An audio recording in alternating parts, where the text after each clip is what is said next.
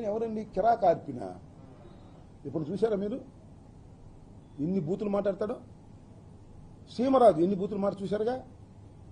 వాళ్ళనేమో మీరు పెట్టుబడి పెట్టి మాట్లాడిస్తారు, వాళ్ళ మీద యాక్షన్ తీసుకోరు. నేను కంప్లైంట్ ఇచ్చా కిరా కార్పి మీదను సీమరాజు మీద, మీకు గుర్తుందో లేదో. పోలీస్ స్టేషన్లో మీరు చేయమన్నారు, రీచ్ చేయమన్నారు. తర్వాత కోర్టుకు వెళ్ళా, కోర్టు వారి ముట్టికెళ్ళేసిన తర్వాత రీచ్ చేశారు. యాక్షన్ తీసుకోరు. అదే కేవీ రెడ్డో ప్రశ్నారావణ అయితే 500 మంది పోలీసులు వెళ్ళిపోతారు మీ దుంపదగా. అంటే మమ్మల్ని తిట్టేటటువంటి యూట్యూబులు, మమ్మల్ని దూషించేటటువంటి యూట్యూబర్లని మీరు పెంచి పోషించి మిమ్మల్ని విమర్శిస్తే మాత్రం వాళ్ళకి ఇదిగో యుఏపిఏ యాక్ట్ అంత భయంకరమైన యాక్టులు పెట్టి మీరు వేధించాలి అని, అణచాలని మీరు ప్రయత్నం చేస్తున్నారంటే మీరు గుర్తుపెట్టుకోండి చంద్రబాబు నాయుడు గారు, మీ గొయ్య మీరు తవ్వుకుంటున్నారయ్యా. మీ గొయ్య మీరు తవ్వుకుంటున్నారు. ప్రశ్నారావణ నిండదా కొంతమందికే తెలుసు, మన దేశం అంతా తెలుసు, రాష్ట్రం అంతా తెలుసు. ఏ టీవీ చూసినా ప్రశ్నారావణకి వ్యతిరేకమో అనుకూలమో మోస్ట్ పాపులర్ క్యాండిడేట్ చేశారు మీరు. కేవీ రెడ్డి కూడా అంతే. ఏదో ఒక యూట్యూబ్ ఛానల్ చేసుకుంటున్నాడు, రెడ్ బుక్ని ఎర్రి బుక్ అన్నాడంట. ఆ బుక్ దగ్గర ఏదో పదం పెట్టారు, పూ అనే పదం పెట్టి అన్నాడని చెప్పి రాసి పారేశారు, ఎఫ్ఐఆర్ రిజిస్టర్ చేశారు, తీసుకొచ్చారు, లోపల పెట్టారు. మీ గొయ్య మీరు తవ్వుకుంటున్నారు.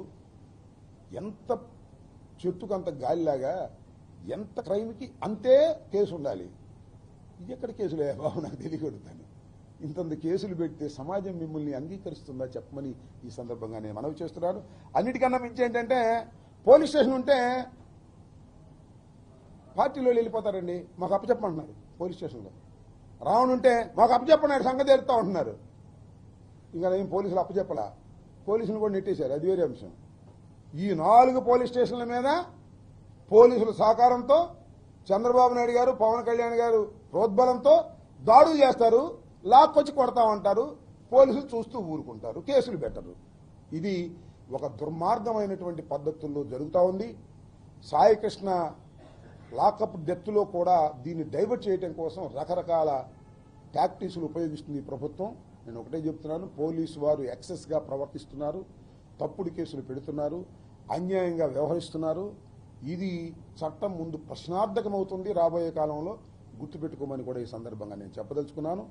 రావణకు కానీ లేదా కేవీఆర్ కానీ మరొక సోషల్ యాక్టివిస్ట్కి కానీ ఎవరికైనా సరే వైఎస్ఆర్ కాంగ్రెస్ పార్టీ తప్పనిసరిగా వారికి అండగా ఉంటుంది. కారణం ఒక్కటే, ఇల్లీగల్గా బిహేవ్ చేస్తుంది ప్రభుత్వం, పోలీసు యంత్రాంగం.